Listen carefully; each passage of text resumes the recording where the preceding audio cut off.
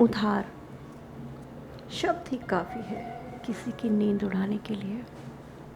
मालूम है ये शब्द इतना भारी क्यों है?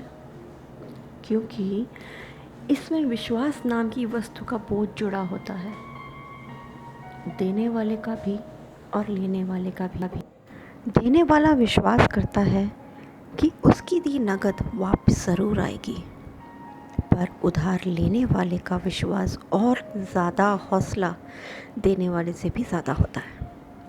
उसको यकीन होता है कि उधार से वो अपने बिगड़े हुए काम भी सुधार लेगा और जल्द उस उधार की रकम को दुगनी कर उधार वापस भी उतार देगा, है ना?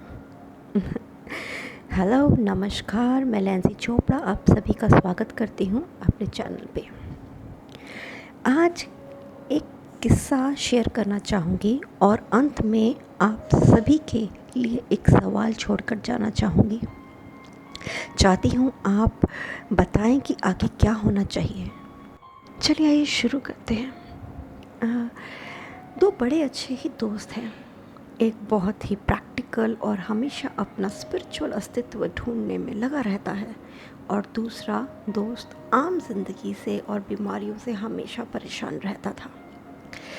एक दिन एक ऐसा वक्त आया कि बीमार रहने वाले दोस्त के घर ज़्यादा परेशानियां गई और ना चाहते हुए भी उसने अपने दोस्त से उधार मांग लिया, ये वादा करते हुए कि एक साथ सारा रकम तो नहीं, लेकिन जल्द ही थोड़ा थोड़ा कर उधार लौटा ज़रूर देगा। स्वाभाविक रूप से स्पिरिचुअल दोस्त ने कहा, कोई बात नहीं, तुम परेशान मत हो।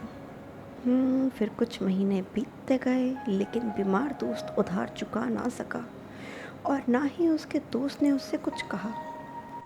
खैर, बीमार दोस्त की थोड़ी आर्थिक स्थिति ठीक होती उससे पहले उसे फिर से ज़रूरत आन पड़ी और एक बार और फिर शर्मिंदा होकर उसने अपने दोस्त के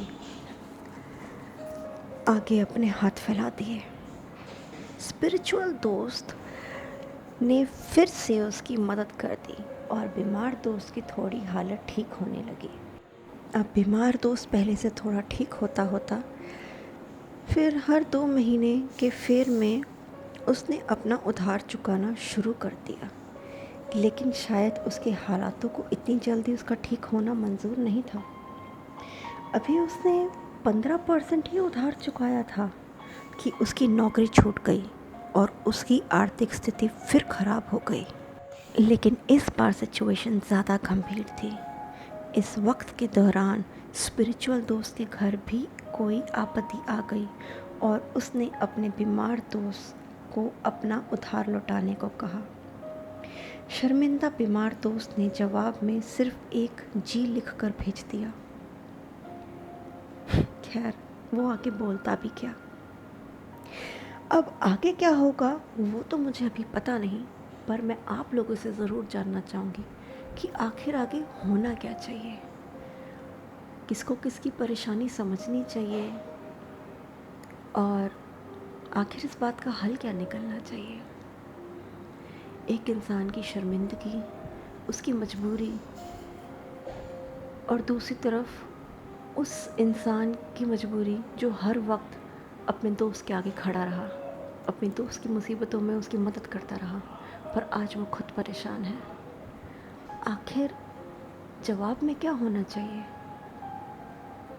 इतनी परीक्षाएं भी क्यों भगवान लेता है कभी कभी, पर खैर यही तो ज़िंदगी है।